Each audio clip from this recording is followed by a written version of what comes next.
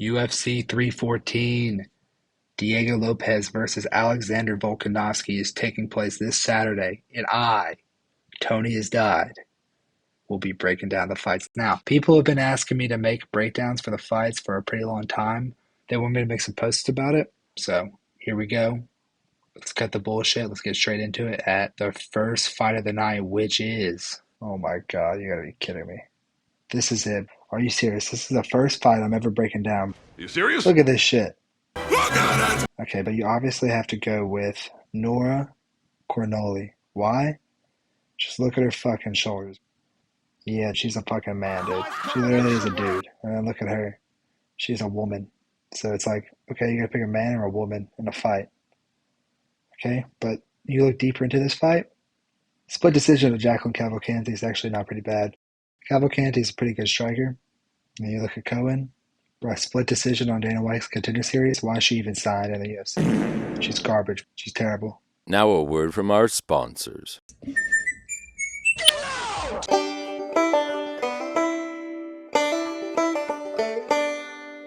All right, next fight. Tresean Gore versus Marco Tulio. I'm going to have to go with Marco Tulio. It's a lot closer than people are saying.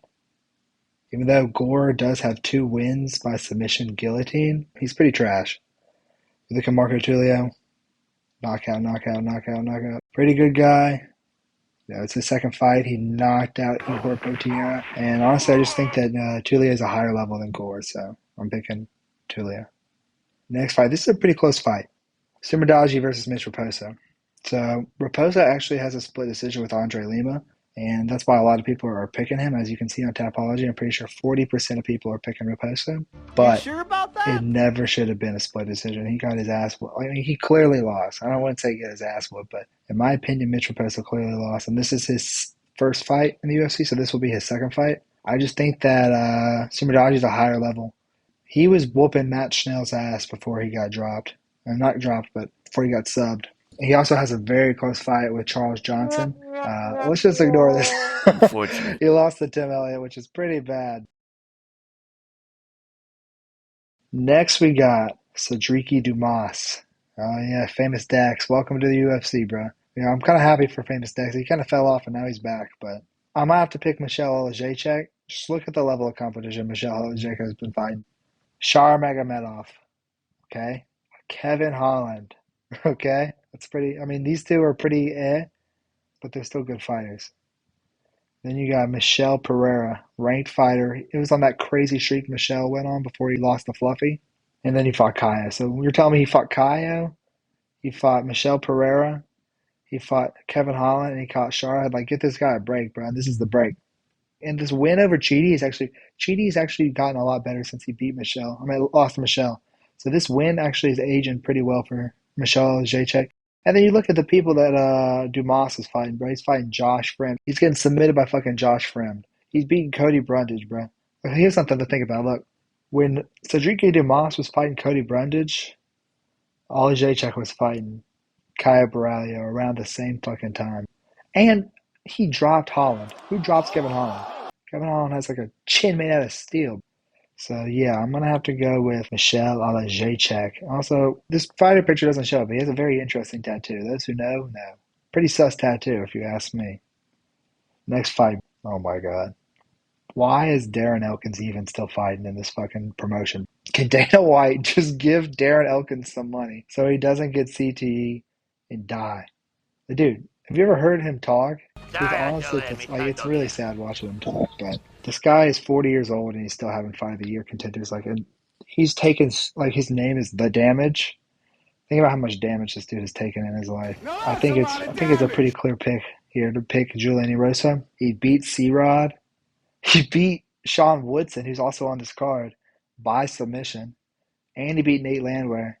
He's pretty good. Not good. Like, he's losing to fucking Alex Caceres by knockout. 4 fucking seconds! He should beat the bottom feeders of the division, and I think Elkins is there. I mean, look, it's honestly crazy that Darren Elkins is on a 2-fight win streak, but so is Erosa. And he's actually fought decent people versus you look at what Elkins is fighting. Daniel Pineda sucks.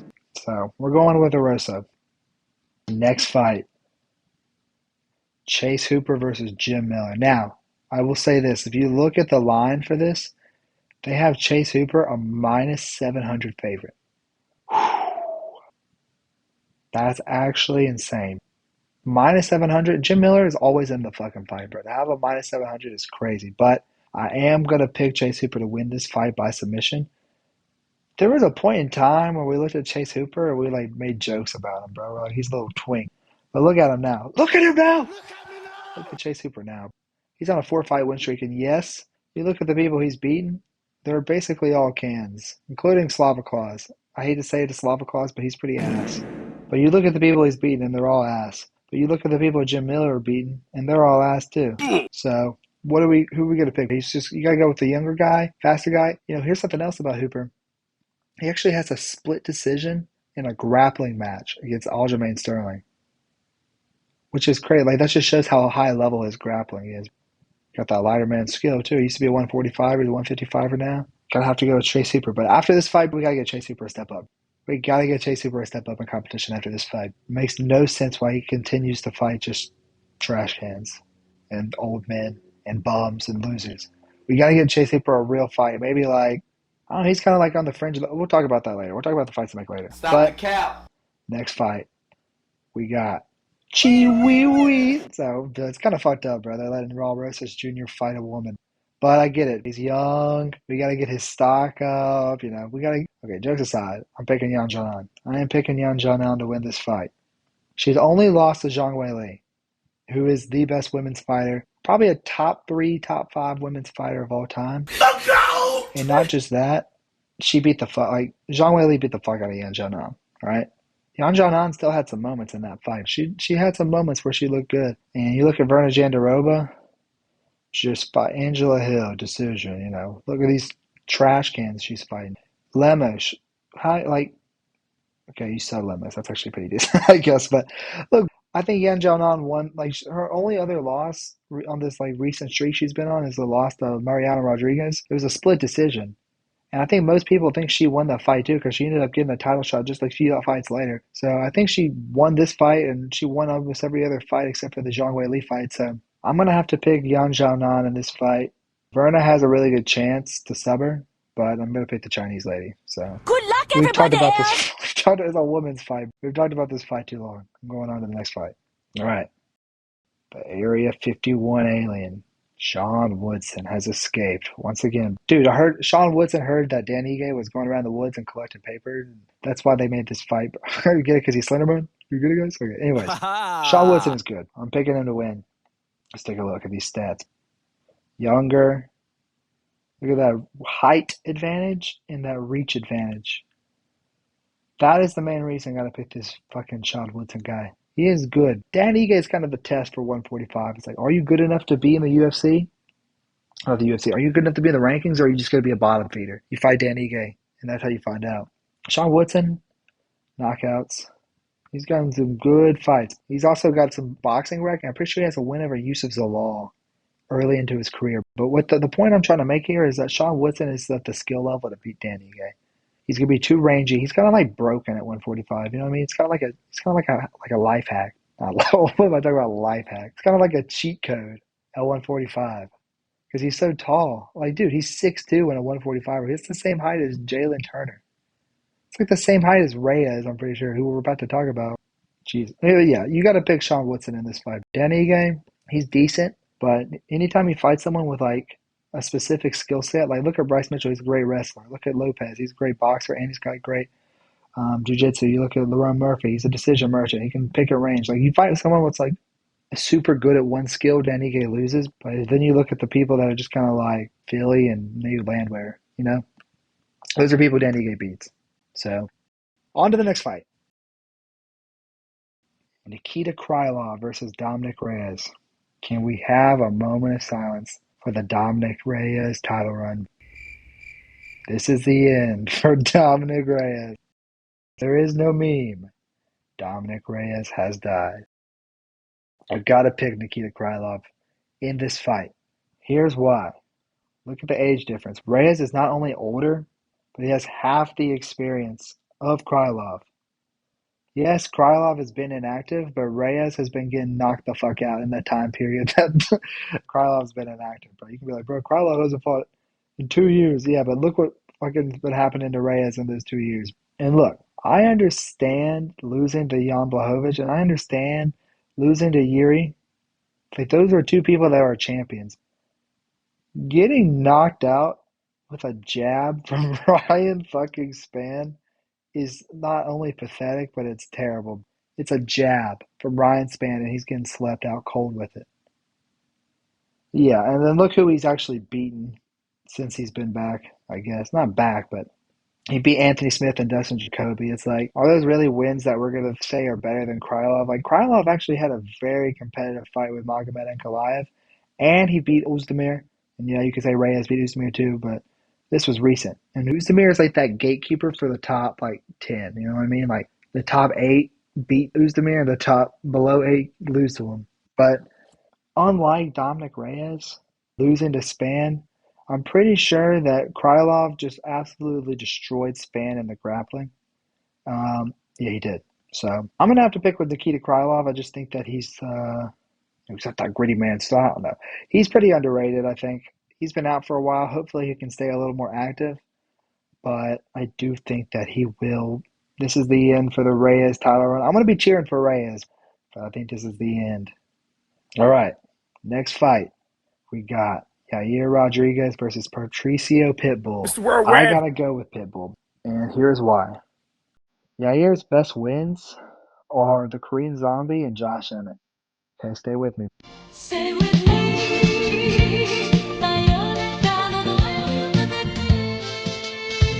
The Korean Zombie was winning that fucking fight before Yair fluked the up elbow and knocked him out in the last second. Like, he did the most badass shit ever, but it was a fluke. Korean Zombie was about to win that fight. All right, so that's the first thing we have to talk about. And then we have to talk about Yair Rodriguez being the worst interim champion of all time, because the person he beat to win his interim belt was Josh Emmett. And look what happened to Josh Emmett just last week against Lerone Murphy. Absolutely destroyed 49-46. I don't care. Dude, people saying that fight's a robbery are crazy. But Yair, if you look into his career, bro, he got absolutely whooped by Volk. And guess who has a very similar build as Volk? This man right here, Patricio Pitbull, he's a little ball of muscle. And, Patricio Pitbull beat Michael Chandler at 155, so he's going to be a lot bigger than Yair in the cage, and he's shorter, which is going to be an advantage for him, and he's going to be able to implement grappling. So I think that he will be able to take Yair down. I know Pitbull is not really just like a grappler, but I do think he will implement grappling into this fight, and I think he will be able to take this fight to a decision. You could say Pitbull's old, and I would agree with you about that, but who is Yair? Like, I'm just saying, who is Yair beat? He lost to Ortega, old Ortega too. And yeah, he was having some success in that fight, and he was having success in the Holloway fight too. But I'm just saying this, if Max Holloway can take down Yair Rodriguez, then I think Patricio Pitbull will be fine to take him down too, especially since he's more muscular, like more dense, you know what I mean? So I'm going to have to pick Patricio Pitbull to defeat Yair. Next fight on the card. This is the real main event. This is the true main event of this fucking card. Bryce Mitchell versus Gene Silva. Okay. Here, I have to pick Gene Silva because the deep state is supporting him. Israel is supporting Gene Silva. No, I'm just kidding. All right. The reason for this is like a WWE fight. This is like a movie fight. The way that the storyline for this shit has been set up. The real question is, do you believe Gene Silva is a legitimate 145er with elite striking and elite power? And I think it's undeniable at this point to say that yes, he is. He has elite power and elite striking. Knocks out Melsic Baghdasaryan and stands over him like fucking, I don't even know, like posing for a camera, like getting his TikTok edited in. Starts clip farming on Melsic Baghdasaryan. He beat Drew Dober's ass bad, and Drew Dober's a 155er. I know you could say Drew Dober's done now, but I would say that the reason that Drew Dober's done is because look at all the damage Gene Silva put on him, right? And he slept Charles Jourdain with the uppercut in the clinch. And I know a lot of people are going to say that Jourdain took down Gene Silva, but it's like, yeah, he took him down, and I don't think that it's going to be a factor in this fight. Like, I do think that Bryce will get Gene down, but do I think he's going to be able to just hold Gene down? No, I don't think so. This is a hard question because it's like an unanswered thing in this fight. It's like we haven't really seen anyone try a super heavy grappling approach with Gene Silva in the UFC yet. Bryce Mitchell is that test, but I do think Gene Silva is elite enough and has good sparring partners to get past this. Like, look at his friend Ruffy. He has KO of the year already. And then his boy Kaya is fight of the year against Cannonier. Like, he has good training partners, and he will get that experience in even without having to be in a gym. And I look at Bryce Mitchell, and I just think, yeah, Bryce Mitchell, who is he? Like, he beat fucking Dan Ige, and then he got knocked out by Josh Emmett in the most brutal knockout I've ever seen. It's like a win. Like, look at this beautiful pattern. I think it will continue. Win, loss, win, loss. But come on, man. Kron Gracie is ass. Like, that is not a real win. So I can still see him being like, Kron Gracie is terrible and should never have been fighting Bryce Mitchell in the first place. That's that Dana White privilege. But I think Gene should be able to get up from the takedowns and find his shots, just like Ilya was able to against Bryce Mitchell. I mean, like, yes, Bryce took Ilya down, and people are going to point to that, but look what happened to him. Yes, Charles Jourdain took down Gene Silva, but he was able to get up, and look what happened to him. So I think Gene Silva's potential is crazy, and unfortunately, Bryce Mitchell is just the person in the way. And I'm going to pick first round knockout for Gene Silva. Next fight, we got Michael Chandler versus Paddy Pimblett. And guess what? I'm picking Michael Chandler. See what the truth. All right, let's talk about the advantages for Paddy Pimblett. Let's talk about these real quick, all right? He's younger. Look at that. He's 30. He has a height advantage. He has a reach advantage. He has a submission advantage. And that's it. That is all Paddy Pimblett is better at than Michael Chandler. I swear to God. Look at the opponents between Michael Chandler and Paddy Pimblett. Chandler dropped Oliveira in both of their fights. Chandler had Justin Gaethje, who's one of the best strikers in 155, hurt. Chandler beat Dustin Poirier in the striking and the grappling. Chandler brutally knocked out Tony Ferguson. These are all people that are top 10 lightweights of all time. And Chandler brutally slept Dan Hooker, too. Like, with ease. So it's like, okay, Dan Hooker is a top 5, and that win like aged very, very well. Like, look at that win against Hooker. Look what Hooker's been doing recently. Beat Gamrot, beat Turner. So here's my mentality going into this fight. You look at the people Chandler's been fighting, and they're just like on a different level. Paddy's fighting Rodrigo Vargas, Jordan Levitt, Jared Gordon, Tony Ferguson, Bobby Green. I'm not calling you king, bro. But you look at the people that Paddy's fighting. Paddy lost the last round to Tony. David Goggins was in the corner staring at him. Paddy did not beat Jared Gordon. I don't care what anybody says. That fight was a clear robbery. Scorecards were pre-written. Dude, Paddy was getting touched up by Luigi Mangione. Not Luigi Mangione, but he was getting touched up by the Luigi guy. His striking is terrible. He's terrible on the feet. And this is also another thing is this fight is a 5-round fight. Chandler has 5-round experience. He's been in the fucking 5-round fights with Eddie Alvarez, with Pitbull, with Oliveira, with not Dan Hooker, with I guess the Oliveira fight. Both Oliveira fights were 5-rounders technically. He's gone to 5 rounds before, and I think if it gets past the 3rd round, it could be a bad night for Paddy. But I do think that Chandler also has the ability to chin Paddy early. Paddy's striking just kind of sucks, man, in my opinion. So I am going to pick Michael Chandler to knock out Paddy Pimblett in the 1st round. I'm just saying. Look. Oh, and here's another thing. Look at their physique. Look what they're doing in the offseason. Paddy's eating fucking hamburgers with Molly Meatball at the fucking Gordon Ramsay's restaurant. Fucking pig blood and just eating like shit. He looks like a fucking blob in the offseason. Then you look at Michael Chandler. Chandler's out here fucking doing steroids and shit. He literally is built like a fucking Greek god. So that's just something else to consider. It's just like diet-wise, I'm going to have to go with Michael Chandler to win this fight. All right, now for the main event, the final fight on the card. Alexander the Great Volkanovski versus Diego the Emo Lopes. And so who am I going to pick? I'm going to pick Alexander Volkanovski by knockout in the 4th round. It's not over. I'm not coping. It's still here. But on a serious note, if you look at this fight, Volk is just simply a better fighter than Diego Lopes. Yes, Volk has lost, 3 out of his last 5 fights, as we look at the tail of the tape here. But you look at the people he's losing to, it's literally the pound for pound number 1 and the pound for pound number 2. Volk is better at almost everything than Lopes, except for these things: durability, submission ability, and power. So if you want to pick Diego Lopes, you basically just have to hope that he catches Volk on the chin right at the beginning. And I understand that's a possibility, but I just don't think that he's technically better. Like, people are like, bro, Volk's been knocked out in his last 3 fights except for the Yair fight, which is embarrassing to Yair, who's also on the card. But you'd be like, bro, Volk's been knocked out in 3 out of his last 4 fights. But it's like, yeah, but look at who he's fighting. No, he's only been knocked out in the last 2. What am I even talking about? He's only been knocked out in these 2. He's debatably won this one.